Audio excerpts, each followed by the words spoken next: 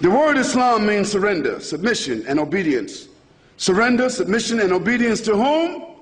The Creator of the heavens and the earth. You can say Allah, or you can say the Creator. You can say the source of creation. You can say the principle behind existence. You can say. All those attributes belong to the Creator.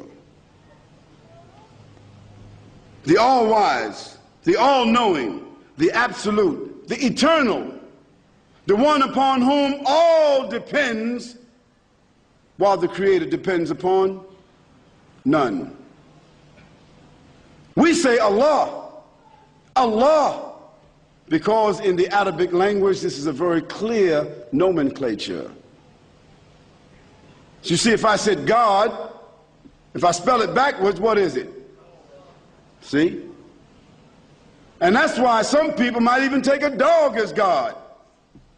I mean, after all, if a dog is a man's best friend, he could become his God.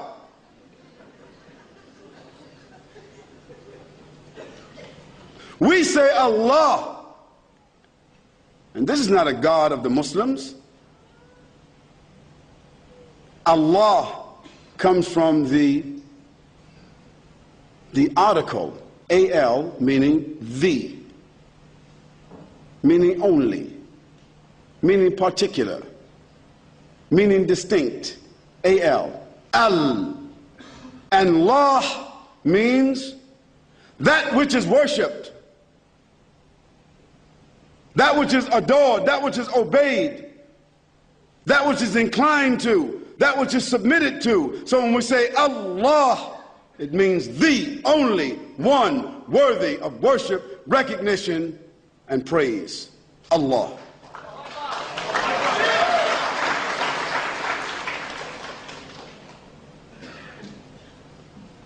We say Allah because in the Arabic word this means uniqueness and without gender.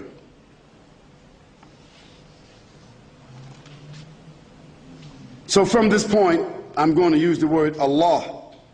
And you know that I'm not speaking of the Muslim God. I'm speaking of the Creator of the heavens and earth, your Lord and my Lord.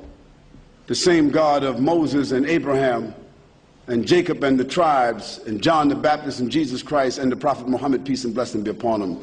The same God. And none of them use the word God.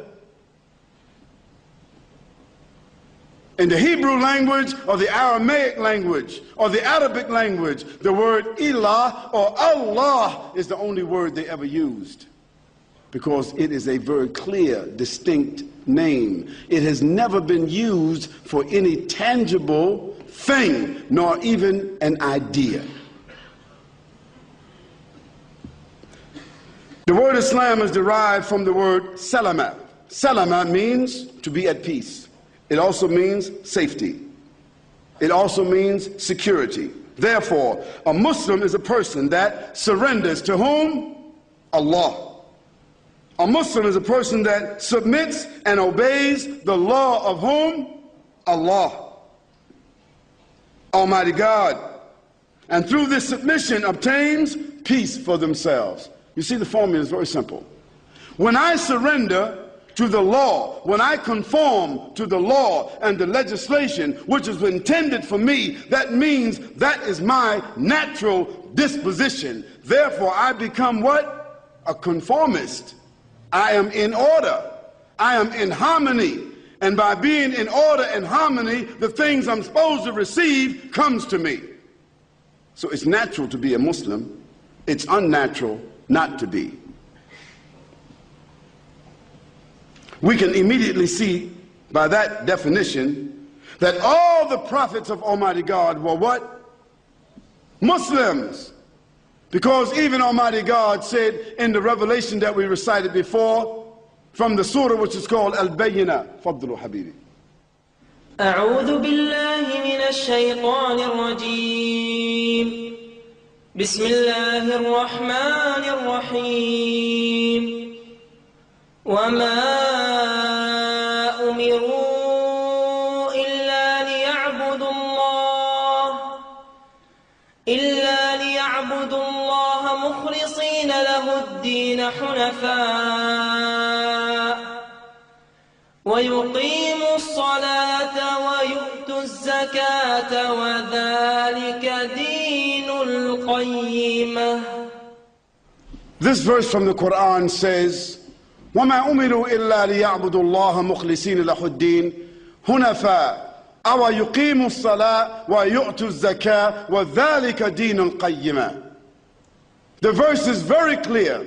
It says, and they, the human beings, the prophets of Almighty God, they were not ordered to do anything except to worship, to recognize, to obey their Lord, and to be mukhlis. Mukhlis means to be sincere towards God, to be clean, to be moral, towards the legislation that he ordered them. What legislation did God order them? Every prophet that came to every people, he came with a book, he came with a message, he came with a behavior, he came pleading with the people, telling them, do not worship idols, do not worship other deities,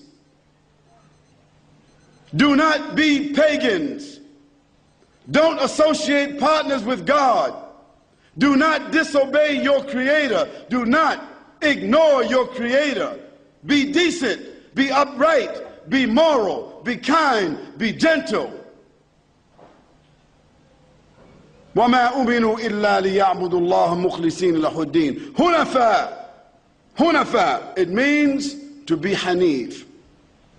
Hanif means being straight with God, not allowing any interference between you and God, no partners, no associates, holding your relation with God sacred, and therefore what God has ordered you to do, to put that order before every other order. This is called Hanifa. And to establish prayer, because after all, what can we do for God?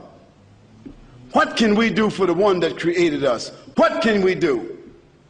If your mother and father gave birth to you, taught you all what your mother did for you while you were young, staying up at night while she suffered with you, through school, through college, and after you finish, they become old and you put them inside of a old age home, a retirement home. Shame on you. What can you do for your parents after they did all of that for you? What can you do for them? Nothing. Then what can we do for God? Nothing. Except to worship Him, to acknowledge Him, to conform to His law. وَيُقِيمُوا الصَّلَاةَ, to establish the prayer in your lives, and to be charitable. وَيُؤْتُوا الزَّكَاةَ.